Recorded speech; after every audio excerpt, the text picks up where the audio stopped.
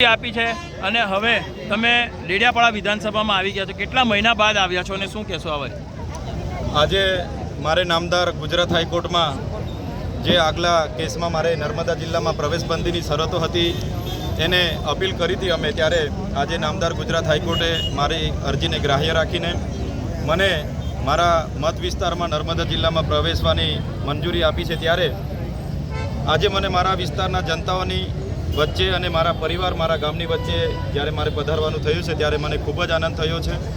સાથે સાથે છેલ્લા 5.5 મહિનાથી હું મારા વિસ્તારમાં આવી નથી શક્યો, ત્યારે જનતાની માફી પણ માગીએ છીએ કે એમના સુખ દુઃખમાં હાજર નથી થયા, છતાંય પરિસ્થિતિને આધીન આજે સત્યની જીત થઈ છે। ત્યારે ફરી જનતાની વચ્ચે આવ્યો છું અને સત્ય પરેશાન થઈ શકે છે પણ સત્ય પરાજિત થતો નથી, એ જ હું આપના માધ્યમથી કહેવા માગું છું।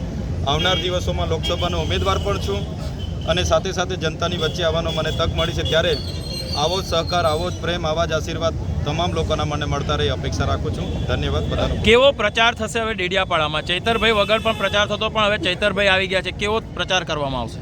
ડેડિયાપાડાની વિધાનસભાની જનતા એ મારો આખો પરિવાર છે અને મને દીકરા સમાન માને છે, ત્યારે આવનાર દિવસમાં દીકરાના સ્વરૂપે બધાને મળવાની કોશિશ કરીશું। સમય ઘણો ઓછો છે, છતાંય જેટલું પણ મને પહોંચાશે એ પ્રયત્ન અમારા રહેશે।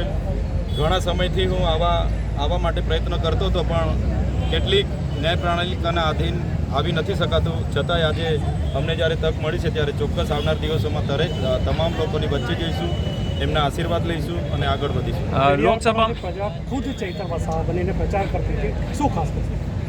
જે રીતે અમે ધારાસભ્ય ચૂંટાયા પછી લોકોની સુખ દુઃખમાં એમના કામો અમે કર્યા છે, ત્યારે જનતા ખરેખર અમારા પર આટલો વિશ્વાસ કરે છે, એ અમારા માટે બહુ મોટી વાત છે અને આવનાર દિવસોમાં એ લોકો બધા તૈયાર જ છે, છતાંય હું બધાને મળવાનો પ્રયત્ન કરીશ અને હજુ પણ વિશેષ બધા લોકો સમર્થન કરે અમારા પ્રયત્નો। ડેડિયાપાડાના લોકો ચૈતર વસાવાની માંગ કરતા હતા, હવે ચૈતર વસાવા આવી ગયા છે, કેવું રહેશે? મનસુખ વસાવા સામે પડકાર કેવા રહેશે? ભરૂચ લોકસભાની ચૂંટણી છે ત્યારે ડેડિયાપાડાના લોકો, ડેડિયાપાડા વિધાનસભાના તમામ લોકો અમારી સાથે છે। ડેડિયાપાડા વિધાનસભામાંથી 80% મત અમને મળશે એવું મને અનુમાન છે। સાથે સાથે ડેડિયાપાડા વિધાનસભાના લોકો મને ઝઘડિયા, અંકલેશ્વર, ભરૂચ વિસ્તારમાં પણ મદદરૂપ બનશે એવી મને પૂરી અપેક્ષા। આવતીકાલે કેવો પ્રવાસ છે? આવતીકાલે મારે યહામોગી માતા, દેવમોગરા માતાની માનતા હતી કે હું ડેડિયાપાડામાં પગ મૂકું તો પહેલાં દર્શન એમના કરીશ, ત્યારે વહેલી સવારે 6 વાગ્યાની આરતીમાં હું ત્યાં પહોંચવાનો છું।